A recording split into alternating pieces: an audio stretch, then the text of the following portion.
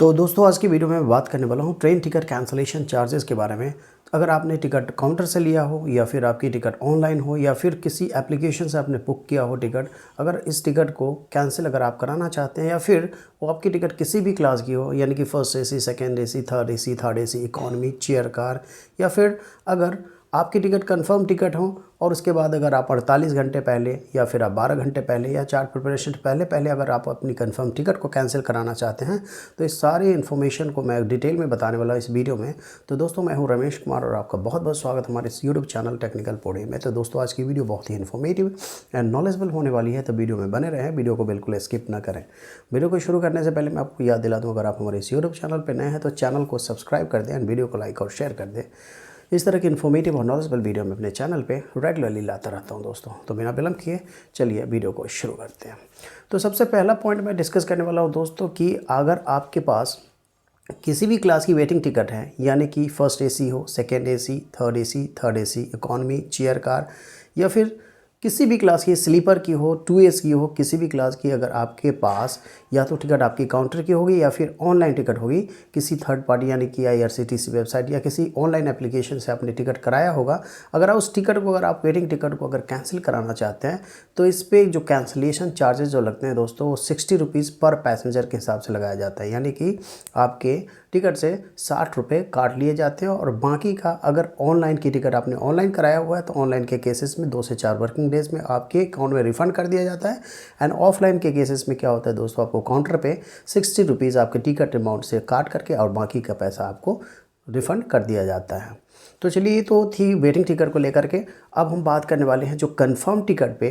तो ये थोड़ी सी डिटेल में समझने वाली बात है, डिटेल में बताने वाला हूँ, क्योंकि टाइम के हिसाब से जो कंफर्म टिकट होती है इसके कैंसिलेशन चार्जेस बढ़ते और घटते रहते हैं दोस्तों। तो इसके कैंसिलेशन चार्जेस के बारे में हम बात करने वाले हैं।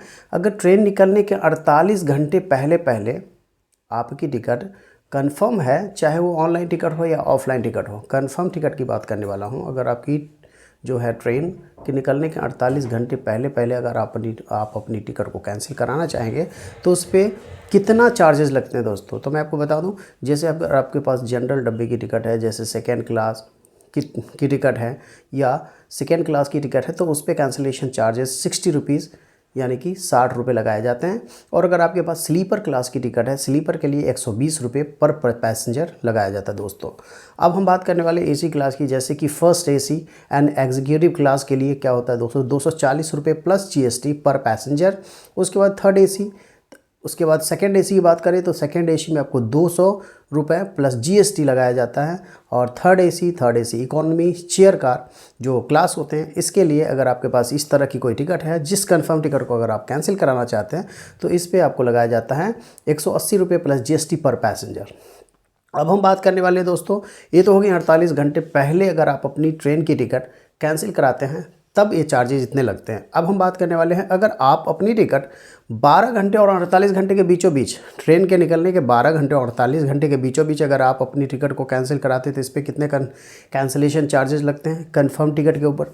तो इसमें भी थोड़ा गौर करने की बात है दोस्तों। मैं आपको बता दूँ, अगर आप ट्रेन के सीरियल डिपार्चर से 12 घंटे और 48 घंटे के बीच में अगर आप अपनी कंफर्म टिकट को कैंसिल कराते हैं तो इस सिचुएशन में दोस्तों क्या होता है कि आपके टिकट का 25% अमाउंट काट लिया जाता है एज ए कैंसिलेशन चार्जेस।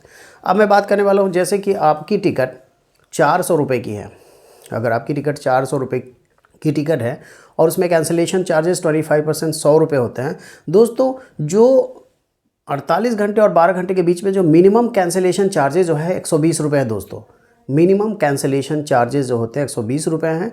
तो इस केसेस में क्या होते हैं, जैसे कि मैं आपको बता दूं कि अगर आपकी टिकट का अमाउंट 120 रुपये से कम हो रहा है, 25% अगर 120 रुपये से कम हो रहा है, तो आपके जो मिनिमम कैंसिलेशन चार्जेस रूल्स होते हैं उसके ऊपर आपका रिफंड यानी कि आपका कैंसिलेशन काटा जाएगा। यानी कि अगर मिनिमम कैंसिलेशन चार्जेस 120 रुपये हैं और अगर आपके टिकट का अमाउंट 25% 100 रुपये हो रहा तो 100 रुपये नहीं 120 रुपये आपके टिकट से काटे जाते हैं। ऑनलाइन के केसेस में वही 2 से 4 वर्किंग डेज में आपके अकाउंट में क्रेडिट कर दिए जाते हैं। ऑफलाइन के केसेस में आपको हैंड टू हैंड वहाँ पर दे दिया जाता है।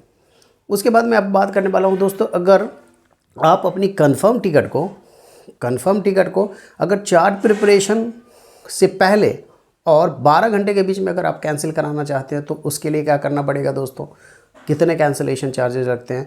तो अगर 12 घंटे अगर 4 घंटे, चार्ट प्रिपरेशन 4 घंटे पहले होता है, 4 घंटे और 12 घंटे के बीच में अगर आप अपनी टिकट की कोई कैंसिलेशन कराना चाहेंगे तो आपके टिकट किसी भी क्लास का हो, first AC, second AC, third AC, economy, chair car, sleeper, कुछ भी हो, तो इस पे क्या होता है, फ्लैट आपको 50% आपके टिकट से डिडक्ट कर लिया जाता है और बाकी का अमाउंट आपको रिफ़ंड कर दिया जाता है।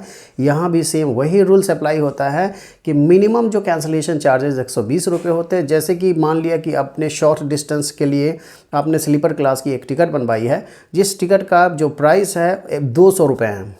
अब दोस्तों 200 रुपये का 50% यहाँ कैंसिलेशन चार्जेस की बात हो रही है, तो 200 रुपये में अगर 50% अगर कैंसिलेशन चार्ज अगर चार्जेज किया जाए तो यहाँ पे 100 रुपये होता है। तो यहाँ पे जो मिनिमम जो कैंसिलेशन चार्जेस 120 रुपये है, यानी कि 100 रुपये नहीं, जो 120 रुपये है वही कटेंगे।